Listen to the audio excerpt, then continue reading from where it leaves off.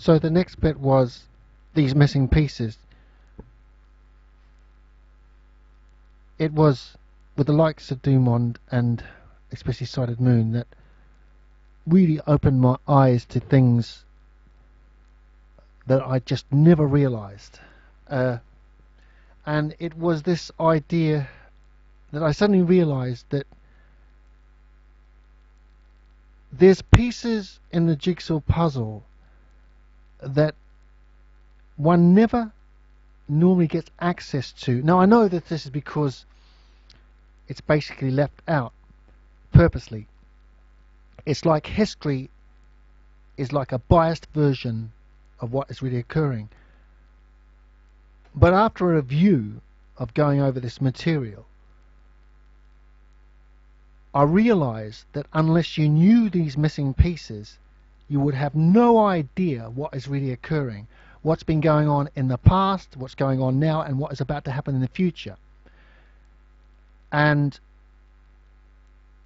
once you realize these certain missing pieces, what doesn't make sense begins to make sense. That's the point, right? And what I couldn't fathom before suddenly started to open up. The first piece I'll say is it's not in a chronological sequence, but it is like the midpoint of everything that's going on regarding what the Bible is saying. To me, the midpoint of what is going on, not the end, not the beginning, but like the middle piece, to me is the Reformation. Now, to understand, I've asked people time and time again, do you understand where we got the Constitution from? And most of them can't give me an answer. In fact, I don't ever recall anybody ever giving me the obvious answer. The obvious answer to where we got the constitutions from, the modern nations, the science, the sudden dramatic increase in wealth and prosperity comes directly from the Protestant Reformation. The word Protestant means the protest against the Bible people, against the Roman Catholic Church, which was not following the Bible principles as was in Scripture. So they broke away from that church to create their own churches and thus the constitutions. And then we saw a dramatic decrease in the Roman Catholic inquisitional power over the world when this occurred. This end result resulted in the creation of the American Constitution and the British Constitutions, which were like the beacons of the free world in a world that was which was coming out of a very dark age. At the time, obviously the people knew who the repressive power was because they were fighting against it. They spent 30 years, in fact, fighting against the papal power to overcome it, to be able to secure the constitutions. And directly involved with this time is something that sort of spins off but is directly related to it. We really get the Constitution fermenting. Obviously Henry VIII goes against the Catholic Church, but what's really fermented is his daughter, who is Queen Elizabeth I. She is the one who gets rid of the Jesuits, who are basically trying to infiltrate the system to bring it back to Rome. She is the one who avoids assassination. She's obviously blessed by God. She is the one who has the victory against the Armada, which procures the British Navy to go overseas to create the Commonwealth. She is the one who furthers all these sciences and that, which brings the wealth base to this small island. But also at the same time, another of the missing pieces is that Britain didn't by chance become an empire from nowhere. One has to understand that the prophecy regarding Jeremiah, or the riddle in Jeremiah, which tells you about the transplanting of the kingdom, which is the line of David after Israel basically rejects God by rejecting Jeremiah, is taken into captivity. But the line of David is not broken, is continued when Jeremiah takes Princess Tetefi to Ireland, and then the crown is then removed to Scotland, and then the crown is then removed the third time to Great Britain.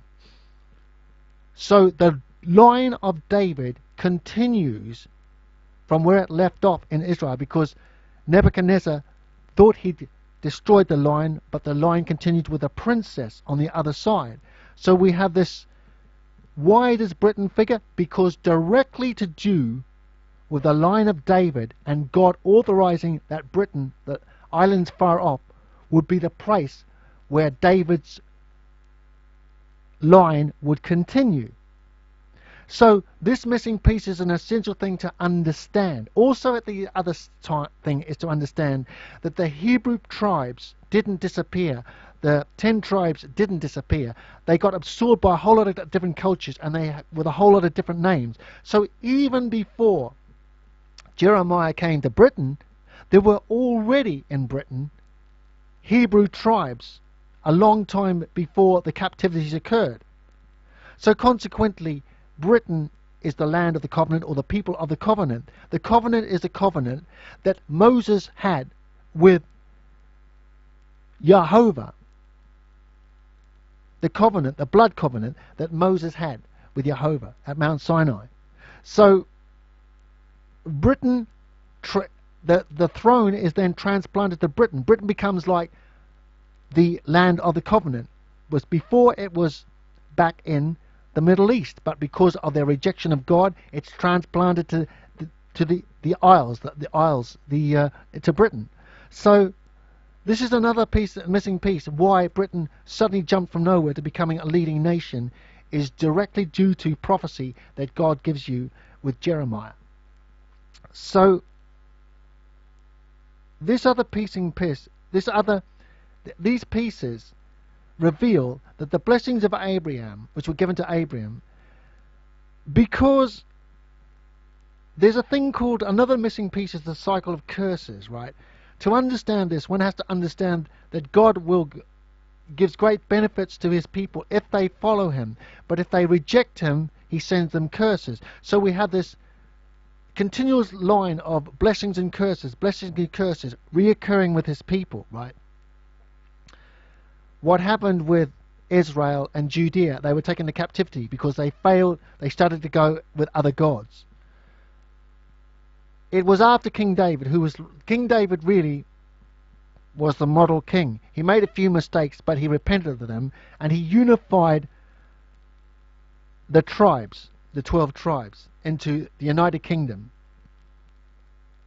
back in Judea, Israel.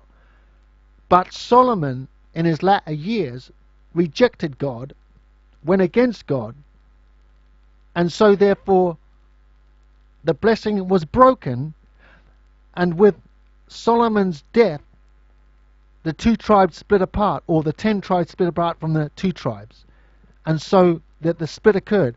After that time, and here's another missing piece, there's a definite time that God allows for his people to reject him, and there's a definite mathematical propensity of time when God takes his people down by using the enemies of his people against them.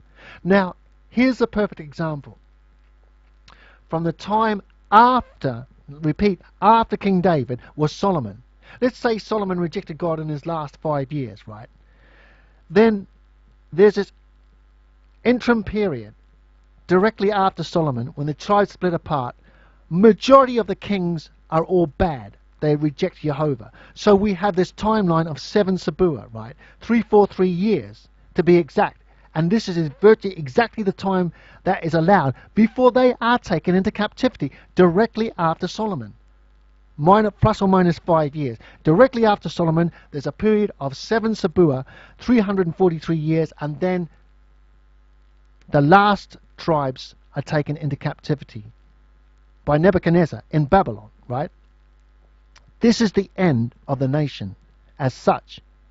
And then what happens is Babylon obviously is taken over by Persia, and that's like another side of the story. But what I'm saying is, related to this 7 Sabuah is now the 7 Sabuah in modern times. So when we go back and we see the identical aspect of King David in Elizabeth I,